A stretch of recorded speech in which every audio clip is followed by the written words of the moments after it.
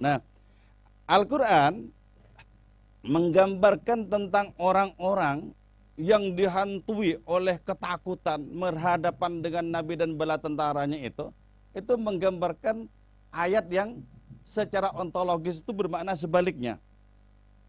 Wa mathalu kalimatin khabithatin kasyajaratin khabithatin ijtussat min fawqil ardi ma laha min qarar. Perumpamaan tentang teks, tentang realitas rohani yang kocar-kacir. Realitas rohani yang amburadul, yang lebih dekat dengan kekelaman ketimbang dengan cahaya petunjuk. Nah, itu ibaratnya seperti pohon yang buruk. Pohon yang buruk itu tidak memiliki akar yang menghunjam. Akarnya cuma di permukaan. Sekali hempas saja roboh. Bagaimana mungkin mereka tidak takut? Wong sekali hempas saja roboh kok. Gitu. Malah mengkoror. Tidak memiliki keteguhan. Tidak memiliki keteguhan. Nah, ini mau akan dihadapkan dengan Nabi dan bala tentaranya yang kematian itu di dalam peperangan bisa merupakan impian. Nggak mungkin bisa seimbang ini, nggak mungkin. Karena itu peperangan-peperangan tidak imbang jumlahnya dan alat perlengkapan perangnya itu tidak imbang, tetap dimenangkan oleh orang-orang Islam. Sebab apa? Nabi dan bala tentaranya itu langsung ditopang oleh Allah Subhanahu wa taala. Ditopang oleh Allah. Ya, salah satu ayat tentang perang Badar misalnya ya. Di situ disebutkan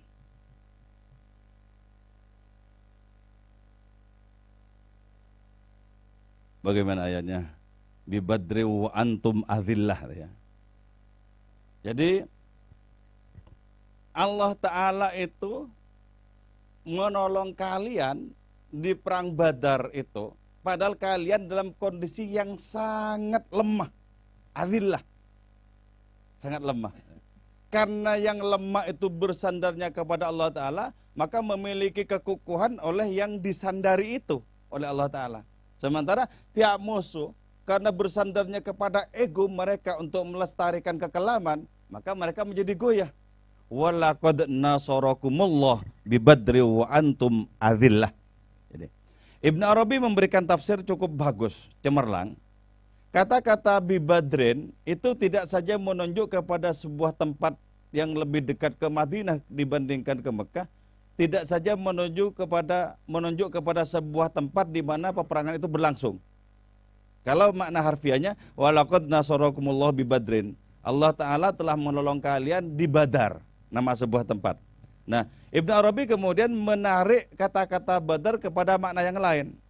Walaqad nasarakumullah, demi Allah Ta'ala telah menolong kalian bi Badrin, ketika kalian berada pada kecemerlangan rohani, purnama raya rohani. Gitu ya. Orang yang rohaninya mengalami purnama raya, cemerlang, itu pasti dapat pertolongan Allah Ta'ala. Kenapa? Karena cemerlangnya rohani, purnama raya rohani itu tak lain merupakan pantulan dari nama Allah An-Nur yang Maha Cahaya. Jadi karena itu ketika kita mendekat kepada Allah Ta'ala, maka kita akan ditopang oleh hadiratnya. Berhadapan dengan apapun akan ditopang. Coba, siapakah yang akan gentar ketika orang itu ditopang oleh Allah Ta'ala sepenuhnya? Enggak mungkin gentar itu. Enggak mungkin gentar. Ditopang oleh yang maha kok. Karena itu orang-orang yang hidup mereka ditopang oleh Allah Ta'ala tidak usah dikhawatirkan, karena pelindung mereka sangat kuat. Tidak usah dikhawatirkan. Walaupun secara lahiriah itu hanya sendirian, tidak didukung oleh pas pampres. Sendirian, tidak usah dikhawatirkan. Itulah sebabnya ya, kalau presiden-presiden zaman dulu, maksud saya khalifah-khalifah itu, kayak Khalifah Umar, Abu Bakar itu biasa. Tidur di masjid itu dilewati orang-orang itu biasa. Takut? Enggak takut. Enggak mungkin penguasa zaman modern ada yang berani tidur di masjid berani takmir masjid itu. Enggak mungkin. Pasti harus dijaga berlapis-lapis itu kan. Kenapa? Karena merasa tidak aman. Orang seperti para sahabat Nabi, para khalifah itu merasa aman, dilindungi oleh Allah, dilindungi oleh barakah Rasulullah, aman. Gitu. Jadi karena itu adanya bait ini bisa kita ikuti sampai hari ini. Bisa kita ikuti sampai hari ini. Jadi kita mesti menjadi bagian dari kafilah Rasulullah Muhammad Shallallahu Alaihi Wasallam.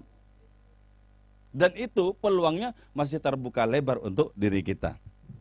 Oke, para musuh Nabi itu cute nyali mereka, kecuali dari saking cute-nya itu mereka nggak paham. Ini hari Rabu apa Selasa, nggak paham. Ini sudah bulan apa, nggak paham. Kecuali di bulan-bulan di mana peperangan itu diharamkan, baru mereka tentram. Alhamdulillah ngaso, ini ngaso. Alhamdulillah leren, aman. Jadi baru ketika sampai di bulan-bulan di mana peperangan itu diharamkan, baru mereka tahu normal lagi. Oh ini Senin, ini Selasa, normal lagi. Normal lagi. Nah, di dalam kalender Hijriah ada 4 bulan yang peperangan itu terlarang. Dzulqa'dah, Dzulhijjah, Muharram, Rajab. Dzulqa'dah, Dzulhijjah, Muharram, Rajab. Oke.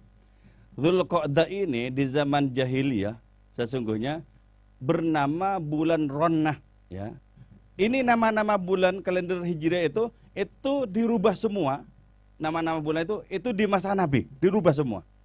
Jadi kalau Dzulqa'dah itu namanya Ronnah. Apa artinya Ronnah? Lengkingan. Lengkingan apa? Lengkingan kebahagiaan karena istirahat dari perang. Jadi di bulan Dzulqa'dah itu orang tertawa, melengking, bebas sebebas-bebasnya. Kenapa?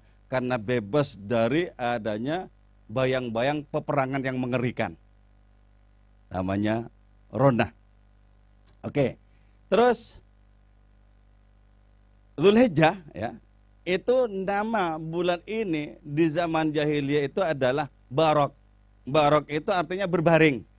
Barok, kaf ya, bukan kof. Kalau kof itu kilat. Berbaring. Kenapa kok disebut berbaring? Ya berbaring layeh-layeh yang peperangan sudah berhenti kok. Baring. Layeh-layeh. Nah, Dzulhijjah itu li'ada'i fardil haji fihi. Itu karena dilaksanakannya ibadah haji, maka disebut Dzulhijjah. Disebut Dzulhijjah.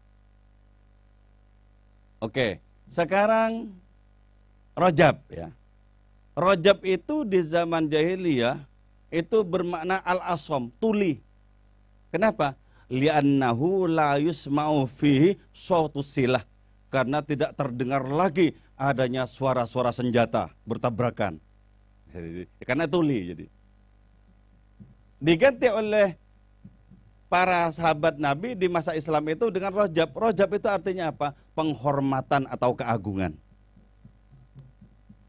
Terus sekarang Muharram yang oleh orang Jawa disebut Suro.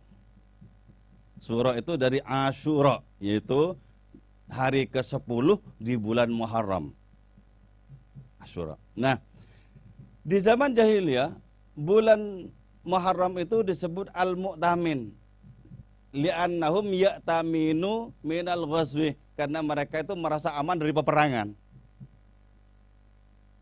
Kemudian disebut Muharram, yaitu diharamkannya adanya peperangan-peperangan itu. Oke, ini berarti menunjukkan apa ya? Menunjukkan bahwa ada keping-keping waktu di mana Allah Ta'ala membedakan antara masing-masing keping itu.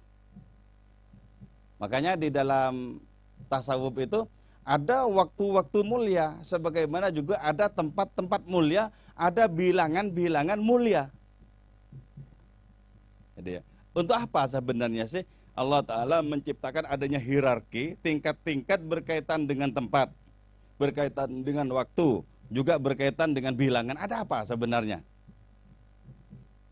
Contoh ya, sholat di masjidku ini, sabda Nabi, di Nabawi maksudnya, itu 1000 kali lebih utama dibandingkan sholat di masjid yang lain kecuali di Masjidil Haram. Sholat di Masjidil Haram itu 100.000 lebih utama dibandingkan sholat di masjid-masjid lain. Itu menunjukkan bahwa ada hierarki keutamaan tempat. Nah, di situ berarti apa? Berarti Allah Subhanahu wa taala itu memberikan peluang kepada siapapun yang bisa memproses diri untuk sampai di tempat-tempat yang subur itu.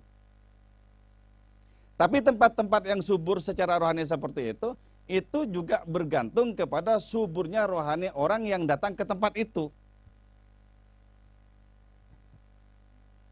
Jadi kalau rohani kita subur, datang kita ke Masjidil Haram, menghadap ke arah Ka'bah, wah itu getarannya luar biasa. Kalau hati kita subur secara rohani. Tapi kalau gersang, ya sama saja, nggak ada getarannya. Oh Ka'bah kayak gini tuh, oh kayak gini. Jadi fokusnya kepada bentuk-bentuk, kepada warna-warna, bukan kepada getaran-getaran rohaninya. Jadi karena itu agar bisa ketemu antara tempat yang dimuliakan itu dengan diri kita, maka kita harus menyediakan kekuatan rohani yang bagus. Maka kita akan bertemu dengan adanya getaran-getaran rohani yang sangat kuat yang bisa kita nikmati.